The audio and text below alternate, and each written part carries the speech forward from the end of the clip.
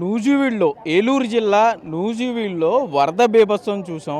ప్రాణాలు అరచేతిలో పెట్టుకుని పెద్ద చెరువుకి గండి పట్టడంతో ప్రజలు పరుగులు పెట్టారు.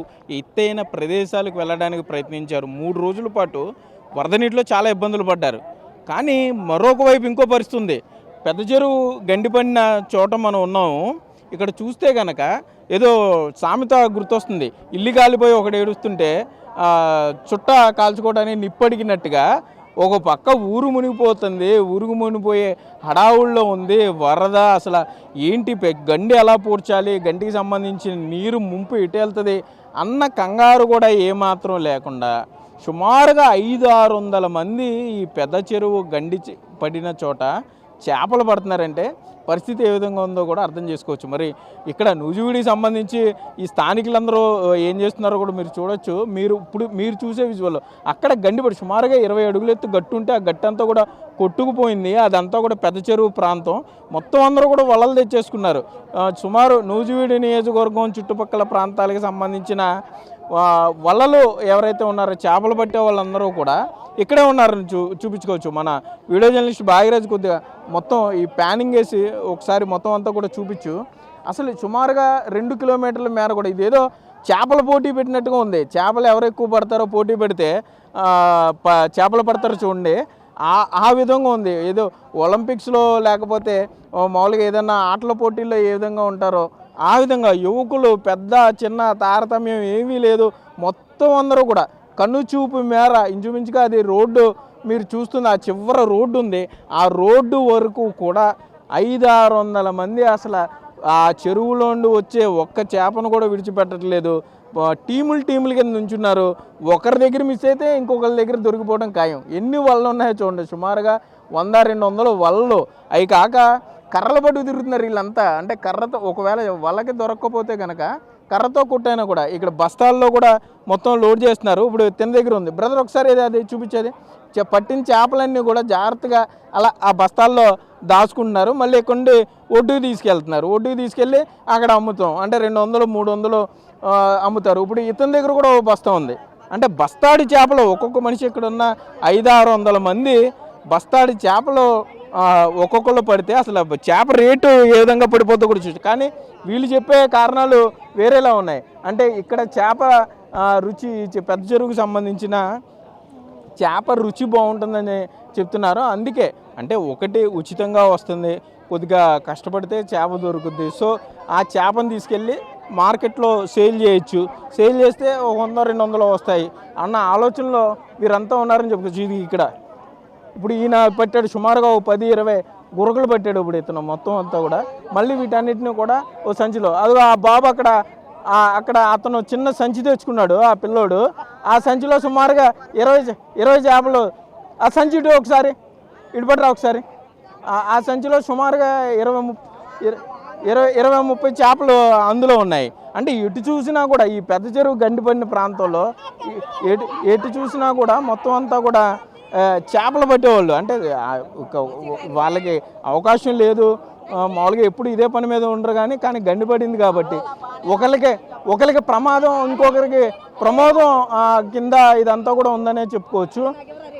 మరోపక్క చూస్తే కనుక అంటే ఈ చేపలన్నింటినీ కూడా మార్కెట్కి తీసుకువెళ్ళి అమ్మటం. ఇక్కడే దగ్గరలోనే రోడ్డు ఉంది. ఈ రోడ్డు మీదకి తీసుకెళ్ళి వీళ్ళంతా కూడా అమ్ముతారని చెప్పుకోవచ్చు. ఇదిగో ఇప్పుడు పిల్లాడు తీసుకొచ్చాడు. ఇదిగో ఏమేం చేపలు ఉన్నాయి ఇందులో? దొరకలు అయ్యే ఉన్నాయి. స్కూల్కి వెళ్ళలేదు ఈరోజు నువ్వు? ఇవాళ స్కూల్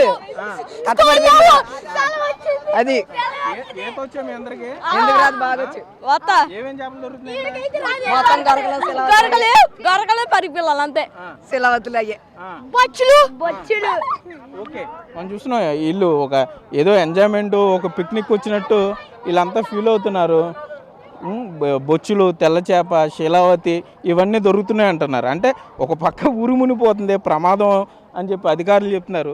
మరో పక్క వ్యాపకంగా ఇక్కడ చేపలు పడుతున్నారని చెప్పుకోవచ్చు. ఏంటి ఎన్ని చేపలు పడ్డా పొద్దునుండి? అసలు ఏం పడలేదన్న. ఒక చేప కూడా పడలేదా? ఎన్ని పడ్డావు చేపలు? ఎన్ని పడ్డావు నువ్వు? ఒక్క చేప కూడా దొరకలే. మరి ఏంటి అంటే పనికొచ్చే చేపలా? ఏంటి చిన్న చేపలు ఏంటి? అవన్నీ గురకలు పని చేయవు. ఓకే మనం చూస్తున్నాం ఈ సంచి పట్టుకుని నుంచున్నాడు పెద్ద మనిషి. ఏమేం చేపలు పడినా అందులో? గొరకల బండి అన్న ఎంత అమ్ముతావు అవి? దాని రేట్ని బట్టి అమ్ముకుంటాం. రోడ్డు మీదకి వెళ్ళాక అమ్ముకుంటాం. ఎంత ఈ సంచి ఎంతకు అమ్ముతావు నాకు ఇప్పుడు? సంచులు ఏమండి అన్న, కొద్దిగా ఉండే ఇక అయ్యే ఒక 30 రూపాయలు 40 రూపాయలకి అమ్ముకుంటాం. అలా అమ్ముతావా?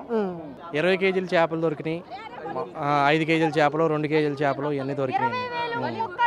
మీరు ఎంత పట్టారు చెప్పండి. ఎంతకు అమ్ముతున్నారు? చేపలు 100 రూపాయలు, 120 రూపాయలు అట్లా అమ్ముతున్నారు. ఏమేం చేపలు దొరుకుతున్నాయి? శీలావతులు, బొచ్చులు, గురకలు ఇవన్నీ దొరుకుతున్నాయి. ఎన్ని రోజుల నుండి పడుతున్నారు ఇక్కడ? 2 రోజుల నుంచి పడుతున్నారు. ఇదే పని మీద ఉన్నారు? ఇదే పని మీద ఉన్నారు. మొత్తం అందరూ మరి చేప రేటు తగ్గిపోద్దిగా? చేతి తగ్గుతుంది, అమ్ముతున్నారు మామూలుగా. ఫ్రీగా వచ్చిందాక ఎంత వస్తే అంత అమ్ముతున్నారు, పట్టుకొని అమ్ముకుంటున్నారు. నూజివీడు ప్రాంతంలో ఇప్పటి వరకు మీరు సోషల్ మీడియాలో చూసుంటారు, వరద బీభత్సం, జనాలు హాహాకారాలు, భయపడిపోవటం, కంగారు పడిపోవటం, అటు ఇటు పరిగెత్తడాలు, ఎత్తైన ప్రదేశాలకు వెళ్ళటాలు, అధికారుల హడావుడి, ఇవన్నీ కూడా 3 రోజులుగా జరిగినాయి. కానీ ఇప్పుడు చూస్తే వరద కొంత తగ్గుముఖం పట్టిన తర్వాత పరిస్థితి మొత్తం మారిపోయింది అనుకోవచ్చు. ఎవరికాళ్ళు వల తీసుకొస్తున్నారు, చేపలు పట్టే ప్రయత్నం కూడా చేస్తున్నారు. ఏంటంటే మీరు చేపలు పట్టడానికి వచ్చారా, కొనడానికి వచ్చారా? చూడడానికే వచ్చాను, చూడడానికే వచ్చి. ఏంటి అసలు ఇంతమంది ఎందుకు వచ్చారు అనుకుంటున్నారు? చేపలు వస్తున్నాయి కదా అన్న, తెచ్చారు, గండి పడిపోయింది కదా, చేపలు తీసుకోవడానికి తీసుకెళ్తాను. ఎవరు దొరికింది వాళ్ళు తీసుకెళ్ళడానికి వచ్చారు. అంటే వీళ్ళందరూ తినడానికి అంటారు, లేకపోతే ఇవన్నీ తీసుకెళ్ళి మళ్ళీ అమ్మటం, అంటే ఏమన్నా రూపాయలు ఈ చేపలను ఏం చేసుకుంటారన్న, ఎవరికాళ్ళు రూపాయి చూసుకుని అమ్ముకుంటారు. ఓకే, అంటే అమ్మకానికే పెడతారని చెప్తున్నారు. ఏంటి మీరెన్ని పెట్టారు చేపలు? మేము ఇప్పుడే వచ్చాము. మేము ఇప్పుడే వచ్చాము. ఎందుకు లేట్ అయ్యారే? లేట్గా వచ్చాము మేము. ఇంకేం పర్లే, ఇంకేం పర్లా చేపలు లేట్గా వచ్చాము మేము.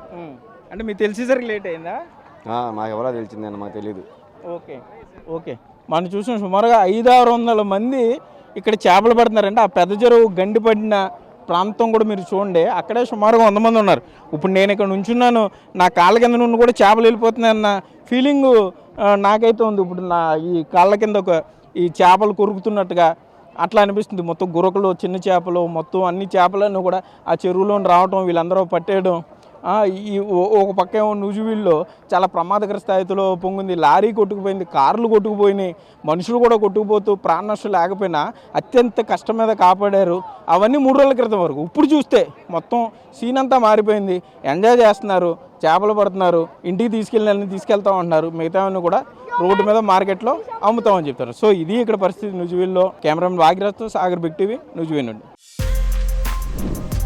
For more videos like this, subscribe Big TV channel.